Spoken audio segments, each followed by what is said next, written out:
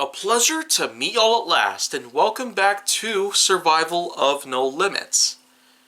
And yeah, let me just say that I'm really going forward with all of this stuff here, because I've got yet another big thing to talk about right here, and it's something I probably could have talked about weeks before then, but anyways, number 33, structural collapse.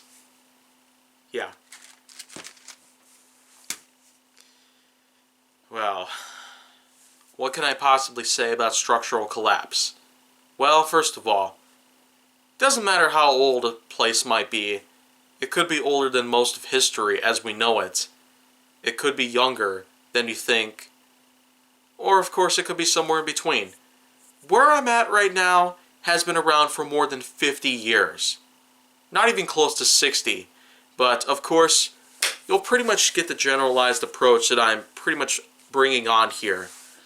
This place certainly does have its limits at this point. It's gotten pretty aged. There's been lots of stuff that's happened, and I will say for sure that with all the stuff that might actually happen within the next decade, I'm probably going to expect so much to take place. No matter what the occasion is, whether if a piece of furniture is going to get moved, or if there is going to be something else that will generally happen, I will say for sure that this place is certainly going to have lots of stuff.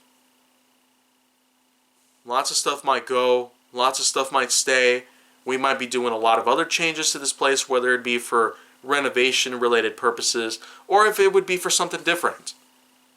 I will say for sure that a structure of this type makes for a good home, makes for a good place to stay overnight, makes for a lot in general. But in any case, I will suggest that a lot of people out there might as well go ahead and check out some of those videos of people blowing up buildings. There, of course, have been buildings that have been blown up by plastic explosives that have been shaped on critical support elements in many places throughout most of the very large structures in any way. Abandoned buildings, of course, are usually the type that end up getting blown to smithereens. And the main reason is because of how much they take up. They take up so much of certain lands that it becomes a bit of a distraction, an eyesore for some people out there. But otherwise, some of us might look back on it as a natural piece of history that we've had throughout our times, or as something that we have remembered for pretty much our whole lives. I, of course, have remembered a lot of places here and there. There, of course, have been many places I've gone to, including Chuck E. Cheese's, Toys R Us. Wow, I guess I'm now getting into business closures again. Those were places that have been closed down for a while now. And then, of course, there were the many other places that have pretty much not been torn down yet. They're still standing, of course, but they did used to be places that we would go to a lot. There was Family Funland, which of course is no longer Family Funland, but the same building is now being used for different purposes whatsoever. Then, of course, there was LaFleur's Gymnastics. Then there were certain parts in Wisconsin Dells that have had themselves a lot go on. But no matter what the case, I will say that while these buildings certainly have had a lot of memories given to the back of our minds, they certainly did have to be torn down to make something new.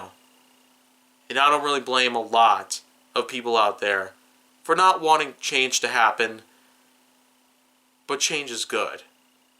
And that right there is our lesson that we should probably learn every so often. Change is good. Conservatism is terrible at all costs. So, of course, that's pretty much it right there. But if you want to see more, go down to my channel. Then make sure that you like, subscribe, comment, follow me on social media, and stay on the Hollywood side.